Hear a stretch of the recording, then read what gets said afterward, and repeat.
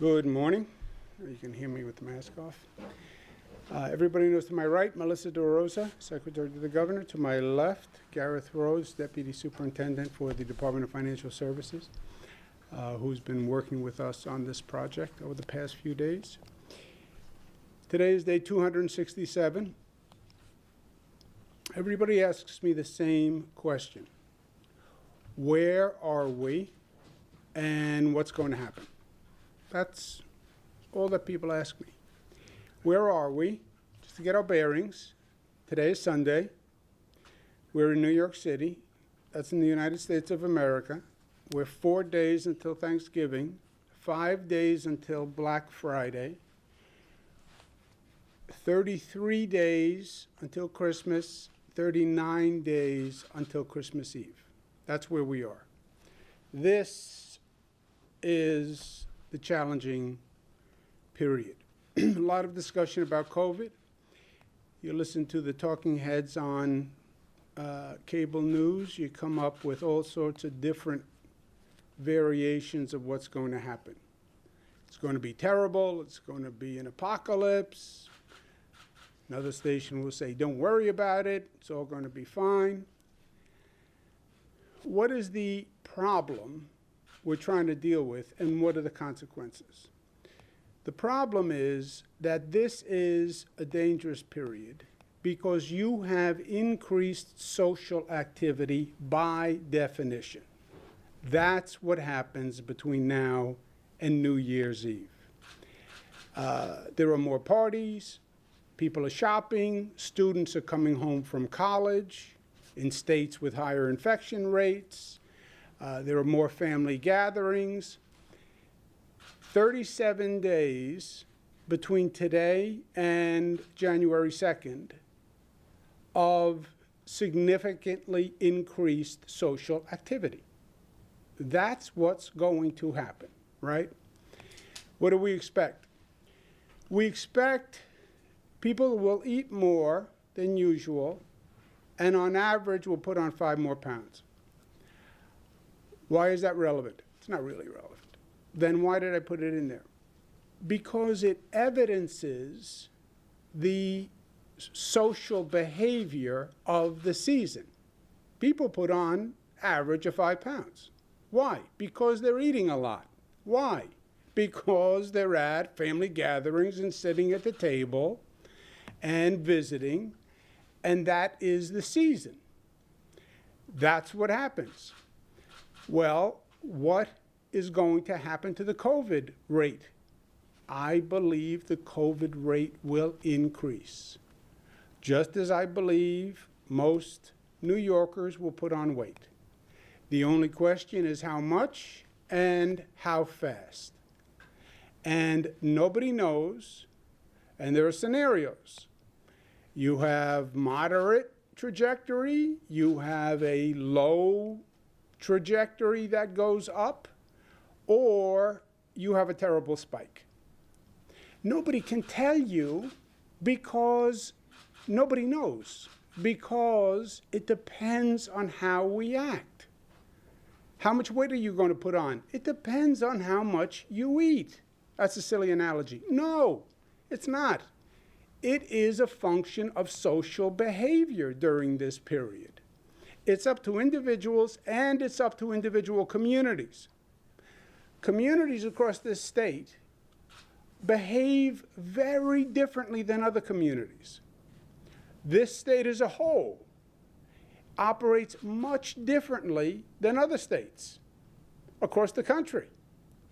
So it's literally up to you and it's up to your community. That's what we mean by the microcluster strategy. It's up to you in your community. A microcluster is small. It's your neighborhood. It could be a couple of miles in geography. It is literally your community. The advantage is we get to say to people, beware of your own activity in your own community. We get to target more closely enforcement activities. If we put in economic restrictions, we don't have to restrict everyone. Just because Hollis, Queens has a high infection rate. It's my hometown, I can say it. Doesn't mean all of Queens has to close down just because Hollis, Queens is out of control. And then the microcluster zone increases if the zone increases, right? 3 levels of action: yellow zone, orange zone, red zone, going up with the infection rate. You hit 2.5%. Outside of New York City, it's 3.4%. Why is it lower in New York City? There's more density. You go to a yellow zone. What happens if I'm in a yellow zone? House of worship goes to 50%, mass gatherings 25%, indoor dining 4-person max. Schools are open, but you have to do mandatory 20% testing in the school. Up 1 notch is an orange zone. 3% in New York City, 4.4 to 5 outside of New York City. Orange zone, scale up the restrictions. House of worship goes to 33, mass gatherings go to 10. Businesses, we close the high-risk non-essential, such as gyms, personal care. Dining for people, outdoor only. Schools must go to remote, no in-person, with a test-out option. What does that mean? It means the school closes for a couple of days. You clean the school. The school can either go remote, or the school can test the students and reopen. Okay? You go to a red zone, that's our highest zone. Red zone, 4%. Houses of worship, 25. Mass gatherings prohibited. Business essential only. Dining takeout only. Schools, remote, again with a test-out option. So even in a red zone, the school isn't closed. The school can be open, but you have to test the students and make sure that they are negative. Those are the 3 levels of zones. You get beyond 4%, you're in a different arena altogether, and you're in serious territory. Up to 3%, which makes the state orange zone, school districts control what they do with their local schools. Why? Historically, education is controlled locally. Local school district, local superintendent, they have local elections for the school board. Localities are very proprietary about their control of their school. New York City, you have mayoral control. The mayor is basically in control of the schools. What the law says is up to 3%, local governments, you're in charge. Do whatever you want to do. Remote, hybrid, whatever your parents agree to, you can do. At 3%, state law governs because you're going to an orange zone. Okay? Is that clear? So they have local control up to 3%. And you have 700 school districts across the state. You have a whole variety of options. Some are in person, some are remote. But at 3%, local control goes away, state law governs, and you go to an open orange zone. The school is to be cleaned. You have to do additional testing. And you can reopen the school if the positivity rate is low. All right? As you can see, we want schools open. All the leading experts say keep K-8 open. The positivity rate in the schools is lower than the positivity rate in the surrounding community. It's safer for the child to be in the school than in the community. Not to mention the child's getting an education, parents, etc. So we want to keep schools open. Junior high and high is a different story. There, the students are less responsible, and there's generally a higher infection rate. Now, I want to just clear up a little confusion. 3%. When is 3% not 3%? Because nothing is easy. 3%, the way the state determines 3%, is it's an average over the past 7 days, because day to day the number bounces like a basketball going down the court, right? It's 2-4, 3-1. So it's a 7-day average, and then that number has to hold constant for 10 days, all right? We don't want zones going in and going out. So we want to make sure they're based on solid data.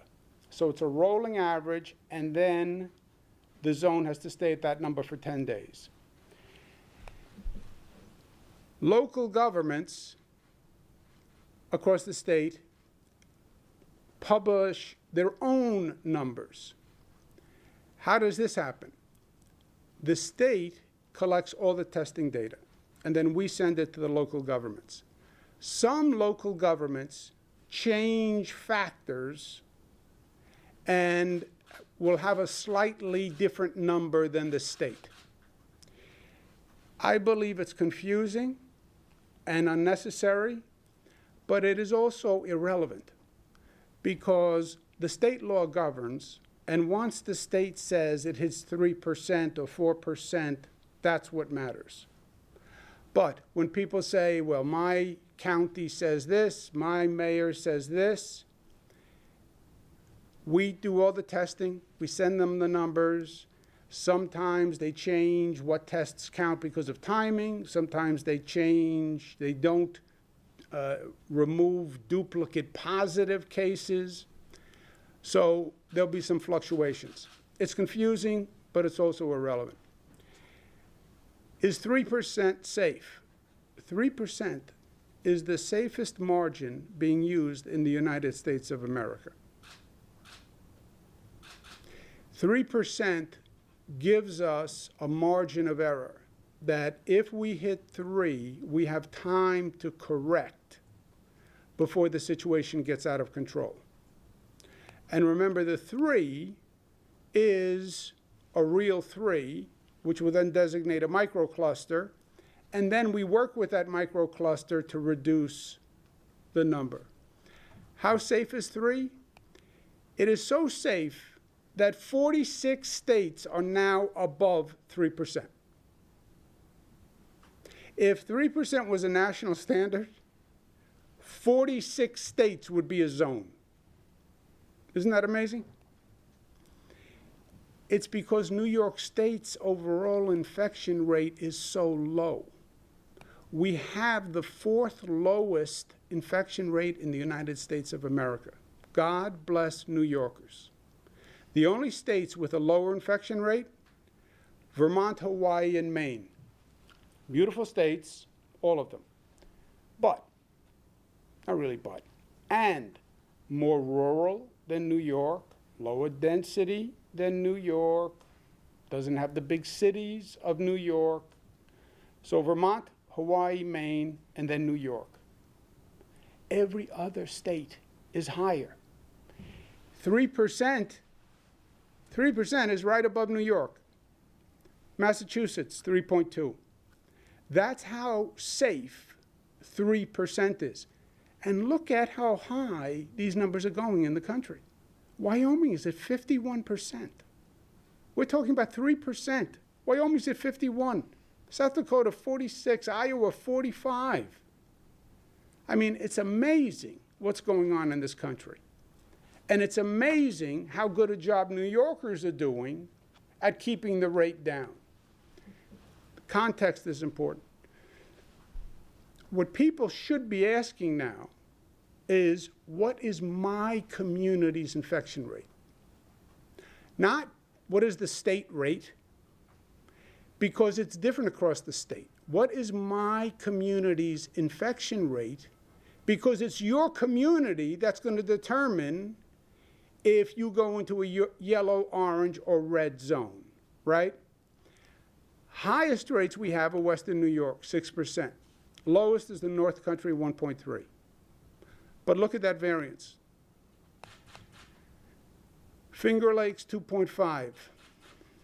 Mohawk Valley, 2.1. Central New York, 2.6. Southern Tier, 1.5. You see all across the state the variance. You see by community the variance. Tonawanda, 6.8. Orchard Park, 6.9. West Seneca, 8%. Lancaster, 9%. That must be the highest in the state, Lancaster. Yes. 9%. So it's not what's the state infection rate. It's not even what's my regional infection rate. What is your community's infection rate? Look at the difference even on Long Island. You go from Massapequa, 3.6, Freeport's 4.5. New Rochelle, 5.4. Portchester, Westchester, 6.4. Look within New York City. If you're in Fordham Manor, 3.9. You have parts of Staten Island, 5.6. Sheepshead Bay, 2.9. Bensonhurst, 3.2. Where's Queens? Queens boy always looks for Queens. Elmhurst, 4. Corona, 4. Woodside, 3.3. So you see the variance? Even within New York City. How high will the infection rate go? I don't know. But there's going to be 2 points of, I believe, increase. We don't know how significant. December 1, December 10, you'll start to see the results of what happened over the Thanksgiving weekend, right? People get infected. You need an incubation period for the virus. They then start to get sick. They then start to show up at the hospital. So December 1, December 10, you'll see the results of Thanksgiving weekend. After Thanksgiving, you go into that period of hypersocial activity. I think after New Year's Eve, January 2nd, January 10th, January 15th, then you'll see the collective impact of all 37 days, right? After New Year's Eve, everything slows down a little bit. New Year's Day, everybody has a little bit of a hangover. They go home, they go to sleep. Hopefully, the infection rate stops. I didn't mean that you personally have a hangover. I'm just saying, generally. But if you ask me, when are we out of the woods here, this increased activity period, you'll know where you are January 10, January 15. So what if the rate goes up? So what? Everybody's talking about the rate going up. Let it go up. The rate goes up. There are more restrictions to slow the economy. That's bad for business. Rates go up, you overburden the hospital system. You overburden doctors, nurses, you can have possible equipment supplies. Numbers go up, people die. People die. Period. It is a mathematical equation. More people will die, the more the rate goes up. Unless you are extraordinarily casual about human life, it matters. It matters. Even if you say, I don't care what happens to the economy, close everything. I don't care about the hospitals. People will die. And that's a fact. Best I can do, warn people, and then show them the scale every day. Show you your numbers every day in your community. Because you can change what you do, and you can change how your community acts. An aside. People say, oh, don't worry, there's a vaccine. I understand there's going to be a vaccine. What difference does it make? The vaccine's coming. The vaccine is starting to come December, January, depending on who you believe. It will be for first high-need populations, nursing homes, etc. I will wager you dollars to donuts, it's 6 months at a minimum before you hit critical mass with the vaccine. You can't take 6 months of unrestricted increase. The numbers for today, the microcluster zones 4.3. Statewide with the microcluster zones, statewide without the microclusters 2.2. Statewide with the microclusters 2.7. 196,000 tests, 30 deaths, 2,562 hospitalizations, 500 ICU, 234 intubations. 30 people passed away. There are no thoughts and prayers. That's the only number on that chart that really means anything to me. We have several communities that are in the warning track. I hate sports analogies for those people who don't know them. Warning track is the track just before the fence when you're running to catch the ball and it's going to be a home run. Warning track turns into dirt so you don't run into the wall. I always ran into the wall anyway. Parts of Staten Island will go into an orange zone. Parts of Staten Island will go into a red zone at the current rate. Staten Island is a serious problem. Staten Island is also a problem in terms of overburdening hospitals. And we're running into a hospital capacity issue on Staten Island that we have to be dealing with over these next few days. Parts of the city of Syracuse will go into an orange zone at this rate. Parts of the city of Rochester will go into an orange zone. Upper Manhattan will go into a yellow zone. Parts of Nassau will go into a yellow zone. Parts of Suffolk will go into a yellow zone. How much weight will I put on over the holidays? How high will the infection rate go? Depends on what we do. You have a trajectory where it goes so high, the whole scale changes. You know, we're now down there as the fourth state at 3. You see those other states, 20, 30, 40. You could see our whole scale change by the time this is over. I would not be shocked if they said on January 10th, January 15th, we're up at 7, 8, 9, 10%. That could very easily happen if we are irresponsible. It could even be higher if we're irresponsible. It's purely a function of what we do. Questions? Yes.